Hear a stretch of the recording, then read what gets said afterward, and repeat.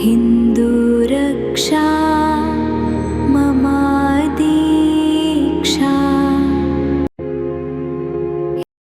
ഞങ്ങൾ രണ്ടും ചക്കരയും പീരയും കൂടെ പോലെ ഇവിടെ നടന്നതല്ലേ കുറേ കാലം.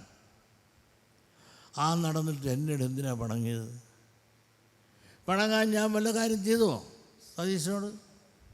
പക്ഷേ സതീശൻ്റെ രാഷ്ട്രീയ വളർച്ചയ്ക്ക് എന്നോട് പിണങ്ങേണ്ടത് പുള്ളിയുടെ ആവശ്യമായിരുന്നു. പുള്ളിയുടെ നാക്ക് ലീഗ് വാടകയ്ക്കെടുത്തു. കോൺഗ്രസിനകത്ത് സതീശന് പ്രസക്തിയില്ല. അപ്പോൾ പ്രസക്തി ഉണ്ടാകണമെങ്കിൽ ലീഗിൻ്റെ പിൻബലം വേണം. ആ ലീഗിൻ്റെ പിൻബലം വേണമെങ്കിൽ എന്നെ ചീത്ത പറഞ്ഞുകൊണ്ടിരിക്കണം.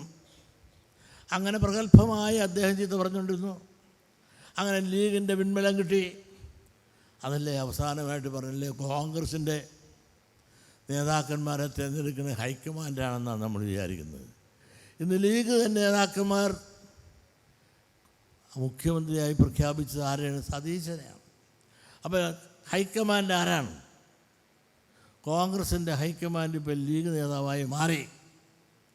ഈ പറച്ചിൽ തന്നെ അവരിൽ അഭിപ്രായ വ്യത്യാസമുണ്ടെങ്കിൽ പോലും എങ്ങും താങ്ങായി തണലായി ലീഗ് കൊണ്ടു നടക്കുന്നത് സതീശനെയാണ്. എന്തിന്? കാരണം അവർക്കൊരു വക്താവായി ഒരാളെ വേണം. അതിന് സതീശന് ഒരു ബഹുജന പിൻബലമില്ല, കോൺഗ്രസിനകത്ത് പിൻബലമില്ല. ഇത്തവണ തന്നെ ഞാൻ പറയുന്നു, സതീശൻ ജയിച്ചേക്കാം. കഴിഞ്ഞ പ്രാവശ്യത്തെ ജനകീയ പിന്തുണ സതീശന് ഇവിടെ കിട്ടുകയില്ലെന്ന് ഉറപ്പാണ്. നിങ്ങൾ എഴുതി വെച്ച് നോക്കൂ. റിസൾട്ട് വന്നപ്പോൾ അത് നിങ്ങൾ എണ്ണീട്ട് എന്നെ ഒന്ന് വിളിച്ചോ, കഴിഞ്ഞ പ്രാവശ്യത്തെ ഭൂരിപക്ഷം കിട്ടിയോ ഇപ്പോഴും. കാരണം ലീഗിൻ്റെ ഒരു വക്താവായി നാവായി മാറിയത് അദ്ദേഹത്തെ കുറ്റം പറയില്ല, നിലനിൽപ്പിന് വേണ്ടി. ഈ നിലനിൽപ്പിന് വേണ്ടി പ്രവർത്തിക്കുമ്പോൾ മറ്റുള്ളവരെ വേദനിപ്പിക്കാതെ പറയേണ്ടതിന് പകരം എന്തെല്ലാം വേദനിപ്പിക്കാനും പ്രതികരിക്കാനും പ്രതിഷേധിക്കുവാനും സമുദായത്തെ ദ്രോഹിക്കുവാനും എന്തെല്ലാം പറഞ്ഞു. ആർക്ക് വേണ്ടി? സതീശന് വേണ്ടി. നിലനിൽപ്പിന്, രാഷ്ട്രീയത്തിന് നിലനിൽപ്പിന്, ലീഗിൻ്റെ പിൻബലം കിട്ടുവാൻ സമുദായത്തെ ഏറെ ദ്രോഹിച്ചു. എന്തുമാകട്ടെ, ആരെങ്ങനെ തീരുമാനിക്കണമെന്ന് പറഞ്ഞാലും ഭൂരിപക്ഷം ജയിക്കുന്നവരെ നമ്മൾ അംഗീകരിക്കുക എന്നുള്ളത് നമ്മുടെ തത്വം തന്നെയാണ്.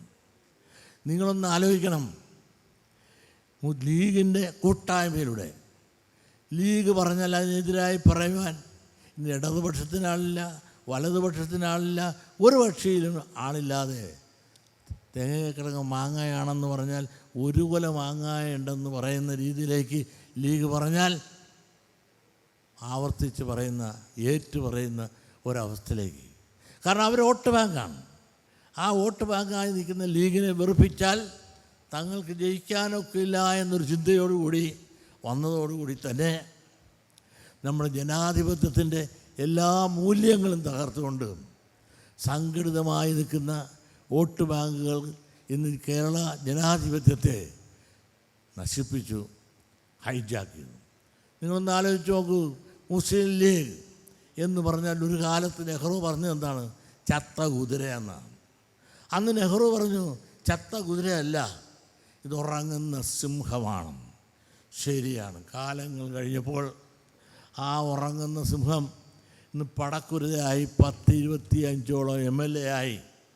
അവർ നേരെ സെക്രട്ടറിയിലേക്ക് വരികയാണ്. പക്ഷേ അവരുടെ അനുസരിച്ച് എല്ലാ പാർട്ടികളും ഒത്തുപറഞ്ഞു നിൽക്കുന്ന ഒരു ദുരവസ്ഥ. മാത്രമല്ല, ആ സമുദായത്തെ തൃപ്തിപ്പെടുത്തുവാൻ ഇടതുപക്ഷവും കുറേ മുസ്ലിങ്ങളും സ്ഥാനാർത്ഥിയാക്കും, കോൺഗ്രസും കുറേ പേരെ നിർത്തും. ഇങ്ങനെ നിർത്തി വരുമ്പോൾ 140 ഉള്ള ഈ നിയോജക മണ്ഡലം, ഈ നമ്മുടെ അസംബ്ലിയിൽ 14 സംവരണം കഴിഞ്ഞാൽ വരുന്നതാണ് 100 സീറ്റുകളാണ്. അതിൽ 10-75 മുസ്ലിങ്ങൾ എത്തുകയാണ് MLA ആയിട്ട്. Congress MLA, communist MLA, league MLA, ഇതെല്ലാം ഫലത്തിൽ ഇവരെല്ലാം മുസ്ലിങ്ങളായി അകത്ത് ചെല്ലുമ്പോൾ ഇവിടുത്തെ മഹാഭൂരിപക്ഷം വരുന്ന പട്ടികജാതി പിന്നോക്ക വിഭാഗം നമുക്കെന്ത് പരിഗണന എവിടെ കിട്ടി? നമ്മളെവിടെ കിടക്കുന്നു? ആലപ്പുഴ 1, എറണാകുളം 1, കോട്ടയം 1, ഇങ്ങനെ കൊല്ലം 1, ഇങ്ങനെ ഒന്നേലോ ഒതുക്കീർത്ത സമുദായമായി നാം മാറിയെങ്കിൽ അതിൻ്റെ കാരണം നമ്മൾ തന്നെയാണ്. നമ്മളിൽ നിന്ന് നമ്മൾ അകന്നുപോയി. ഗുരുവിൻ്റെ ദർശനത്തിൽ നിന്ന് നമ്മൾ അകന്നുപോയി. സംഘടിച്ച് ശക്തരാകാൻ പറഞ്ഞത് എന്തിനാണ്? അവകാശങ്ങൾ നേടാനാണ്. അങ്ങനെ സംഘടിച്ച് നിന്നവരാണ് അവകാശങ്ങളെല്ലാം മേടിച്ചിട്ടുള്ളത്. ഈ രാജ്യത്ത് സ്കൂൾ മുഴുവൻ ആരുടെയിലാണ്, കോളേജ് മുഴുവൻ ആരുടെയിലാണ്, ഭൂമി മുഴുവൻ ആരുടെയിലാണ്, വ്യവസായം മുഴുവൻ ആരുടെയിലാണ്.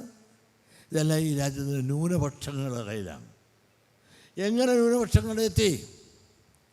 അവർ വോട്ട് ബാങ്ക് രാഷ്ട്രീയത്തിലൂടെ രാജ്യത്തിൻ്റെ ഭരണത്തിൻ്റെ പങ്കാളിത്തം അവരുടെ കയ്യിലെടുത്തുകൊണ്ട് വർഷങ്ങളായി സമ്പത്ത് ചോർത്തിക്കൊണ്ടുപോയി അവരമ്പരചുംബുകളായ സമ്പന്നന്മാരായി മാറിയുണ്ടിൽ അവരെ ഇന്ന് വിളിക്കുന്ന ന്യൂനപക്ഷമെന്നാണ്. ഈ ന്യൂനപക്ഷത്തിൻ്റെ സമ്പത്തൊന്നെടുക്കൂ. സമ്പത്തെടുത്താൽ ഇവിടുത്തെ യഥാർത്ഥ ന്യൂനപക്ഷം നമ്മളാണ്. അങ്ങനെ കണക്കെടുക്കാനോ കണക്കെടുപ്പിക്കാനോ അവരാരും തയ്യാറാകുന്നില്ല. കാരണം നമ്മുടെ അലസതയും സംഘടനാബോധമില്ലായ്മയും ഇങ്ങനെയുള്ള വേദികളിൽ ഗുരുവിനെ ഓർത്താൻ മാത്രം പോരാ. ഗുരു നമുക്ക് നൽകിയ സന്ദേശമുണ്ട്. സംഘടിച്ച് ശക്തരാകാൻ, വിദ്യ കൊണ്ട് പ്രബുദ്ധരാകാൻ, കൃഷി വ്യവസായം ചെയ്ത് സമ്പന്നരാകാൻ. ഈ 3 മുദ്രാവാക്യങ്ങൾക്കും വർത്തമാനകാലത്ത് ഏറെ പ്രസക്തിയുണ്ട്. ഹിന്ദു രക്ഷാ